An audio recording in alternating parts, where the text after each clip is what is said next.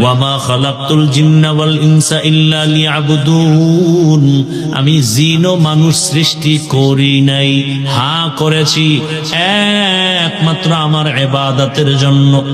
নবীজি বলেন, লা তাআতা লি মাখলুকিন ফি মাসিয়াতিল খালিক, আল্লাহকে অসন্তুষ্ট করে ভিন্ন কারো হুকুম মানা হারাম।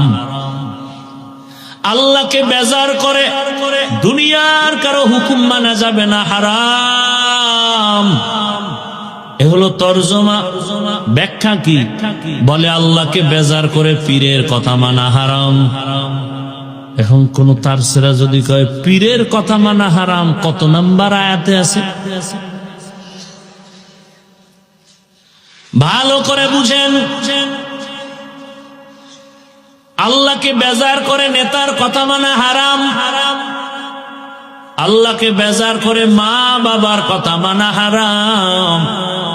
এক কথায় জবাব, দুনিয়ার সবাইকে বেজার করা সম্ভব, আমার আল্লাহকে বেজার করা সম্ভব না। কিন্তু আমরা করি তো উল্টা। পর্দা করলে আত্মীয় স্বজন বেজার, আমার আল্লাহ খুশি। এবার আত্মীয় স্বজনের খুশি রাখার জন্য পর্দা ছেড়ে দিছে, দইরা বসলে বলে আল্লাহরে পরে খুশি করমু, তওবার মাধ্যমে এখন একটু আত্মীয় খুশি করে নেই। ভাইরা আমার, দুনিয়ার সব বেজার হতে পারে, আমার আল্লাহকে বেজার করা কোনোভাবেই সম্ভব না। জমিন কার? আসমান কার? সূর্যের আলো ভোগ করেন কার দেওয়া? চাঁদের আলো কার?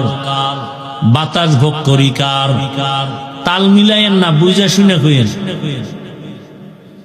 না। হতে পারে না যে না হুজুর আসলে ঠিকই বেতালে বইলে ফলাইছি। মূল বিষয় হলো চাঁদের আলো আর সূর্যের আলো আল্লাহ দেয়, আর এই যে বাতাস টাতাস যা নিতেছি না আমগো দলের নেতারা দেয়। থাকলে বলে কে দেন? আমার আল্লাহ।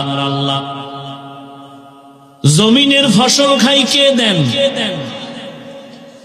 ভালো করে বুঝেন, আমার আল্লাহর দেয়া জমিন, আল্লাহর দেয়া আসমান, আল্লাহর দেয়া পানি, আল্লাহর দেয়া বাতাস, আল্লাহর দেয়া সূর্যের আলো, চাঁদের আলো, সব তুমি আমার আল্লাহর দেওয়া ভোগ করো।